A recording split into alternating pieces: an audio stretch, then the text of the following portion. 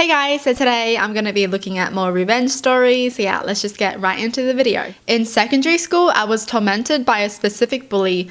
For years, I was beaten up and publicly humiliated on a daily basis. The worst thing he did was beat me up so bad that I got a concussion and broken ribs when I was 14. He never faced consequences in school because his family was rich and he was pretty popular. Trashy person. How annoying is it when you know rich people just get protected and they don't suffer the consequences? For context, I live in a pretty small town in England, so everyone knows everyone, including the bully. He left the school when I was 17 and I didn't see him for about a year.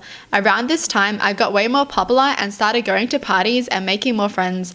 And annoyingly, he was friends with some of my friends and his girlfriend was at my school, but I managed to avoid him mostly until I finished school. Unfortunately, I saw him a few months later. Me and my friends went to the pub to celebrate our exam results, and he was a complete jerk to me. Started insulting me and mocking me to my friends, saying, "Why do you hang out with my name?" Bringing up a bunch of stuff from years ago, and at one point put me in a headlock and told me that my friends only hung out with me out of pity. I wasn't going to take it, but I also wasn't going to get into a punch up because I didn't want to give him the satisfaction of getting me angry. And right at that moment, I overheard the perfect thing. He was bragging to his friends about the house party he was having and saying about all the drugs he was going to take to the party. And he said he had it all in his car. It wasn't just a bit either, it was a lot. As he was leaving, I followed him to his car and took a photo of his number plate. And then after he was driving off, I walked off and called the police. I knew they needed something more than hearsay to stop the car, especially because I didn't want to be traced back to it. So I told the police I saw my bully snorting a white powder in the pub toilets and then get into the driver's side of the car. I then provided them with the license plate of the car and told them the direction they were heading in. I honestly didn't think they were going to stop him, or maybe they would ask him questions later and ruin his party, but the driving on drugs allegation plus the fact he had been arrested for minor possession before, which I didn't know at the time, was enough for the police to take it seriously and stop and search his car, which they found all the drugs he was transporting to his party, and he got arrested for it. The consequences on his arrest meant he lost out on his university place. His rich parents had enough of his behavior, so kicked him out and cut him off from their funds. And a rumor I heard was that in turn for a lower sentence, my bully ratted out his supplier, which resulted in him getting stabbed multiple times, and as a consequence of that now has to wear a colostomy bag, and that plus his criminal record means he's currently unemployed.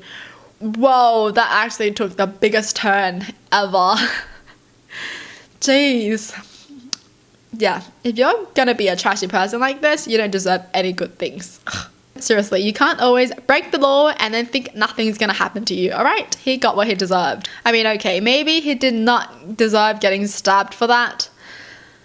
But bro, if you're gonna act like that, then suffer the consequences. So this story might be a bit long. So I am Wiccan, aka not Christian, and I'm pretty open about it. Now this got me in trouble when I was younger, specifically in the 4th grade. I was bullied heavily in school for this, since I lived in a predominantly Christian area in the South. The bullying started typical and manageable, being called names and having my stuff knocked out of my hands.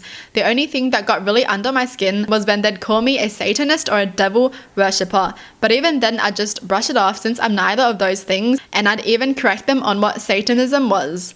This might have made it worse for a bit, but I had fun doing it. Well, one day, I guess I must have done something these kids really didn't like because they managed to talk to their older siblings into following me home to beat me up. Some of their siblings were seniors or even graduates.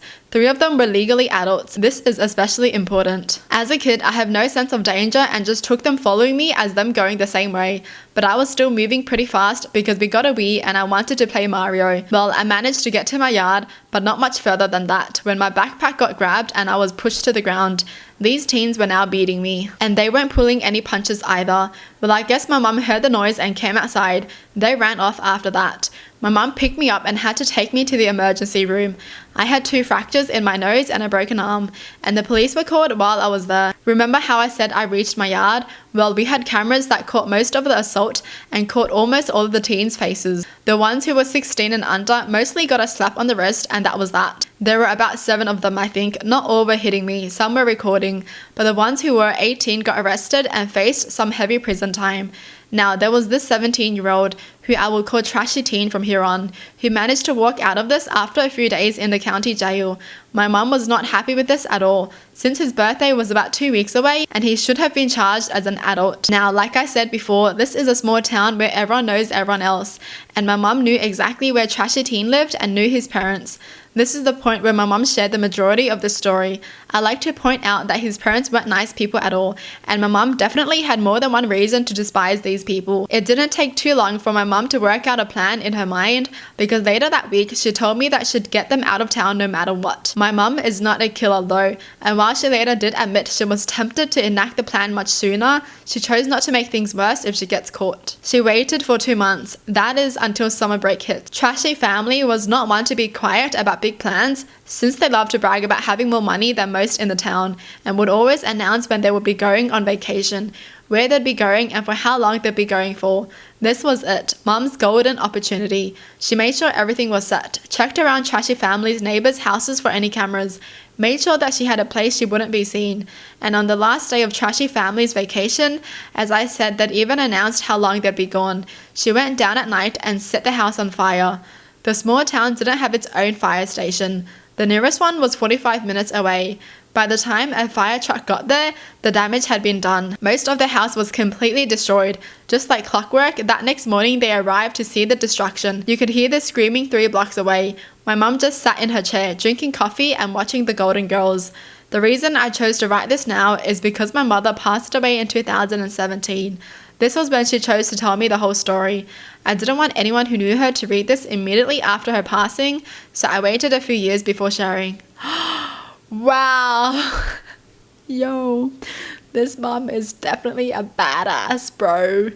Jeez, she took matters into her own hands. She was like, you will pay for what you did to my son. Wow, amazing. I mean, like, I am against, what is it? I'm obviously against these things if it's uncalled for, but if it's called for, then yeah, these people deserved it. These people be acting like they're more important than anyone else, Like if someone did that to my son and they act like they're more important, they're getting it. Crazy. Wow, that's such a good story. The mum was like, oh, I get you. Definitely not what I expected. I did not expect her to burn the whole freaking place down. She even burnt it so it was fresh, She was like, I'm gonna burn it on the last day when they come home and they will see the destruction, the fresh destruction. Crazy. Jeez, some people can be terrible. How would you follow a kid back home and then beat him up? Like, why would you do that? And the teens who freaking videoed it, you guys are trashy people too. Hope you guys get your karma too. Well, that's it for the video. Hope you guys enjoyed. Tell me in the comments down below what your thoughts are. And as always, thanks for watching. Hope you guys liked it. And I'll see you guys next time. Bye!